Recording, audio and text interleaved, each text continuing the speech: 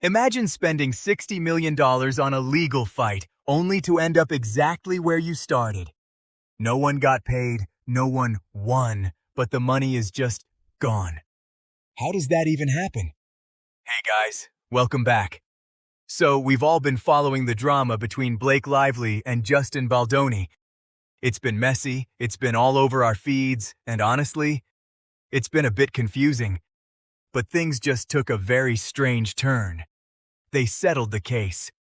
But when you look at the details, this settlement tells a much bigger story about Hollywood, money, and who actually wins when celebrities go to war. Let's break it down. In most big legal battles, a settlement means one person writes a huge check to the other. But in this case, no money changed hands between Blake and Justin. $0. But what's interesting is that even though they didn't pay each other, about $60 million was still spent. Where did it go? Straight to the lawyers. Think about that for a second.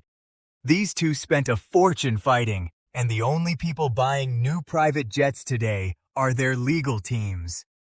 To me, this shows that high-profile legal fights aren't always about justice.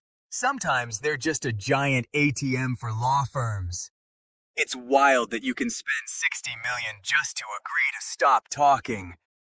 Blake's weak hand. Now, you might wonder, if Blake was so confident, why settle for nothing?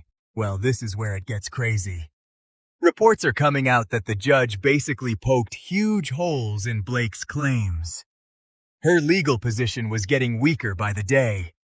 In my opinion, Blake's team realized that if they went to a real trial, they might lose badly.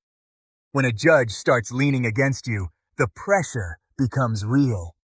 Settling wasn't a choice. It was a survival move.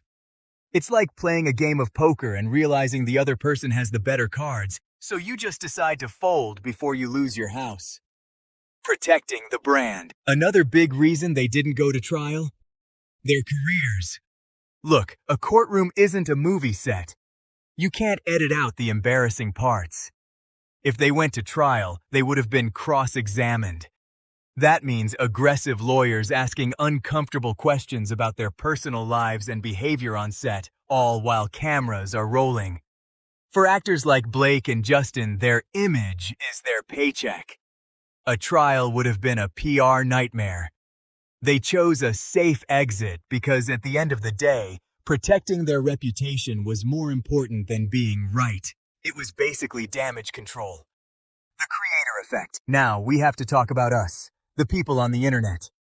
In the old days, a case like this would be handled quietly behind closed doors.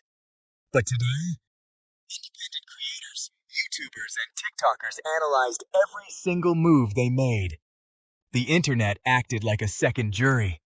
The public narrative shifted because people online started picking apart the facts. This shows that big stars can't control the story anymore. Digital creators now have the power to influence how the world sees a legal case, which indirectly puts massive pressure on the celebrities to settle quickly. Finally, there's a deeper issue here about credit.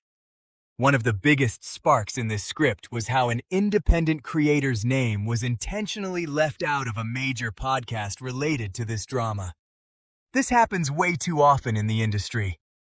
Big platforms often use the hard work, research, or ideas of smaller creators and then act like they came up with it themselves. This rivalry isn't just about two actors. It's about a system where the big guys ignore the little guys who actually did the work. Recognition is everything in this business, and taking someone's credit is the ultimate sign of disrespect. So at the end of the day, what did $60 million buy? It bought silence. It didn't solve the drama, it just hid it. Do you think Blake Lively made the right move by settling, or should she have fought it out in court? And do you think it's fair that lawyers made $60 million while the actual issue stayed the same? Drop a comment below.